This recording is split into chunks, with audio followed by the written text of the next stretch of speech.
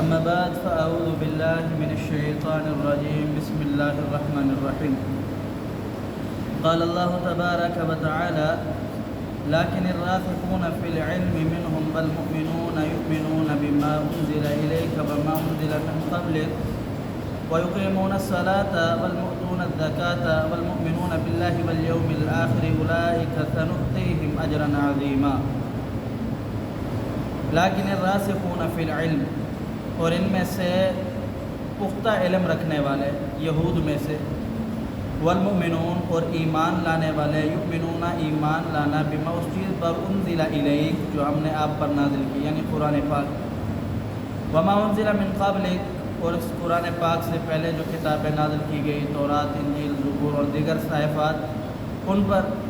وَيُقِيمُونَ الصَّلَاةَ اور نماز کو قائم کرنے والے، وَالْمُؤْتُونَ الزَّكَاةَ اور زکوٰۃ کو ادا کرنے والے، وَالْمُؤْمِنُونَ بِاللَّهِ وَالْيَوْمِ الْآخِرِ اور اللہ اور یوم آخرت پر ایمان لانے والے، اولئک یہی لوگ ہیں، سنؤتیہم اجرا عظیما اللہ رب العالمین ان قریب انہیں بہت بڑا اجر عطا کرے گا۔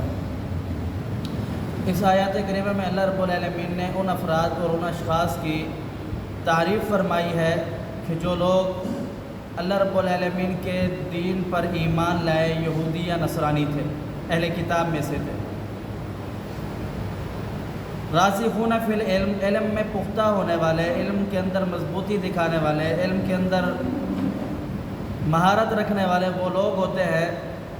جو لوگ کوئی بھی مسئلہ دینی درپیش آ جائے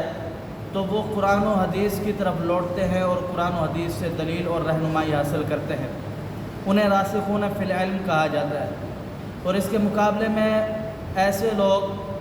جو اپنے آباء اور اجداد کی صحیح جائز ناجائز بات پر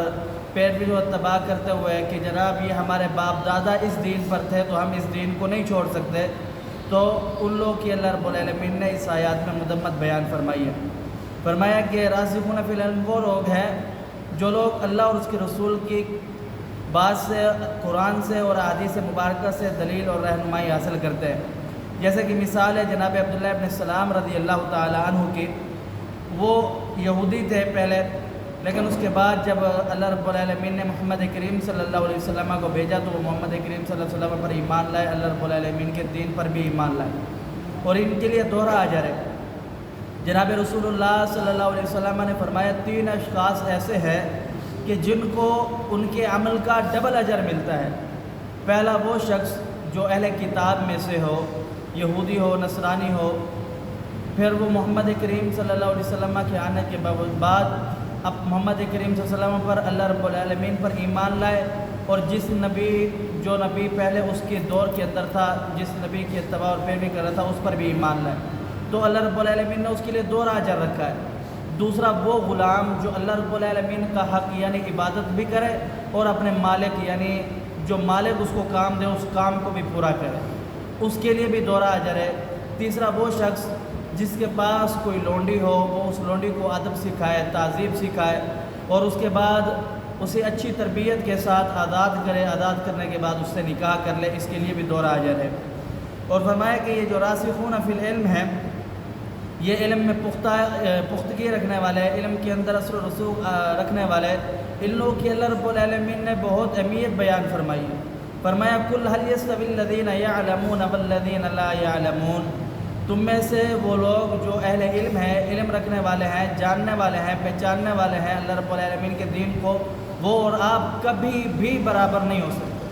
کسی صورت میں بھی آپ اور وہ برابر نہیں ہو سکتے۔ رسول اکرم صلی اللہ علیہ وسلم کی حدیث سے آپ علیہ السلام نے فرمایا ایک علم رکھنے والے عالم کی مثال عابد پر جو علم نہیں رکھتا اس طریقے ہے جیسے چاند کی مثال ستاروں پر ہے۔ فرمایا من سلک طریقا یلتمس فیہ علما سہل اللہ طریقا الی الجنہ، جو شخص علم کے راستے پر چلا اللہ رب العالمین اس کے لیے جنت کے راستے آسان کر دیتا ہے۔ اور علم کا راستہ کوئی آسان راستہ نہیں ہے، اس راستے کے اندر ماں باپ کی، بہن بھائیوں کی، عزیز و اقربا کی اور محلے داروں کی سب کی جدائی برداشت کرنی پڑتے ہے، اچھی آرام گاہ کو، رہائش کو